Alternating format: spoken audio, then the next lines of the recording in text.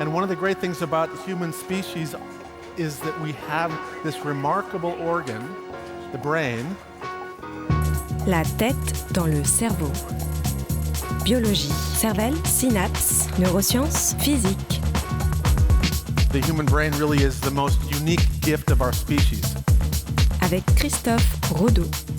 Fournir un effort physique pourrait ne pas être sans conséquence sur la perception du temps qui passe. La tête dans le cerveau.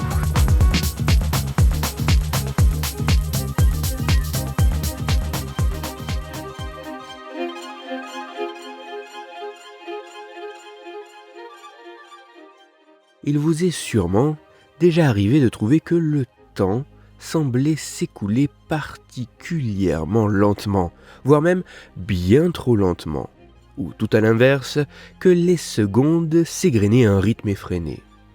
Si les situations précises associées à ces perturbations de notre perception du temps qui passe pourraient au moins en partie dépendre de certains paramètres très subjectifs, serait-il possible qu'il existe des situations biaisant assez universellement notre perception temporelle?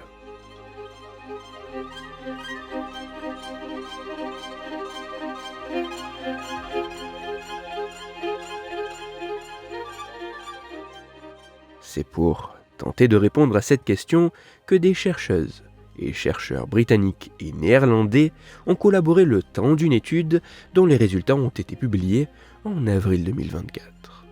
Dans leurs travaux, les scientifiques se sont tout particulièrement penchés sur l'impact de l'effort physique sur l'estimation du temps.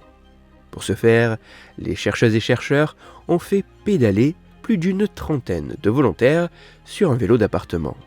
Mais aussi, et surtout, ils ont demandé à ces mêmes volontaires, avant, pendant et après cet effort physique, d'estimer une période de temps de 30 secondes. Dans les faits, au top départ donné par les scientifiques, les participants devaient indiquer, en prononçant le mot fin, le moment où ils estimaient que 30 secondes s'étaient écoulées.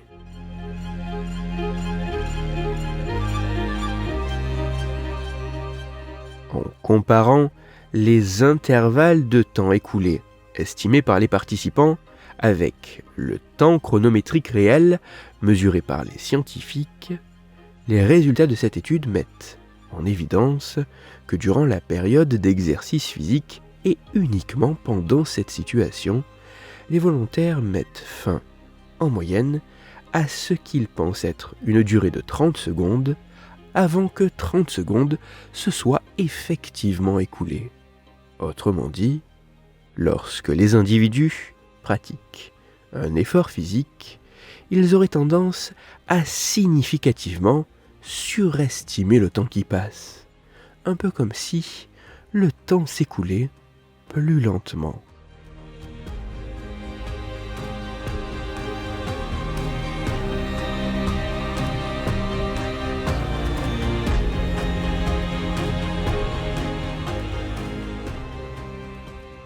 Même si ces résultats demandent à être confirmés par d'autres études, lors de tâches d'efforts physiques différentes et avec des participants en plus grand nombre et au profil plus diversifié, et même si les mécanismes cérébraux à l'œuvre restent à davantage préciser, il se pourrait que le fait d'effectuer un effort physique puisse ne pas être sans conséquence sur la perception que nous avons du temps qui passe.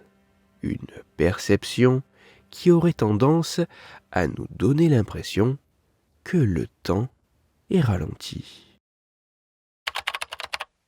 Pour aller plus loin, je vous renvoie vers un article disponible en ligne qui a pour titre « Quand le sport ralentit le temps ». Il est écrit par Morgane Petit et il est à retrouver sur le site scienceetvie.com. Toutes les études scientifiques m'ayant servi à écrire cet épisode, ainsi que les références de l'article pour aller plus loin, se trouveront sur mon site Cerveau en argot, dont le lien se trouve dans la description de l'épisode. Dans cet épisode, j'ai parlé de notre perception du temps qui passe. C'est pour cela que je vous invite à écouter l'épisode numéro 267 de La tête dans le cerveau. Dans celui-ci, vous pourrez découvrir ou redécouvrir que chaque instant que nous passons à attendre ne serait pour nous pas tout à fait identique. Pour continuer à échanger, vous pouvez me retrouver sur les réseaux sociaux, sur YouTube ou me contacter par mail. Tous ces liens sont, eux aussi, dans la description de l'épisode.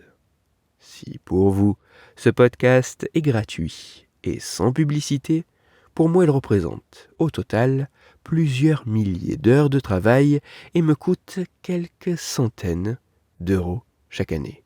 Alors, un très grand merci à toutes celles et ceux qui prennent le temps de me faire des retours, de partager mon travail sur les réseaux sociaux et de me laisser de très sympathiques commentaires et 5 étoiles sur les plateformes d'écoute de podcast.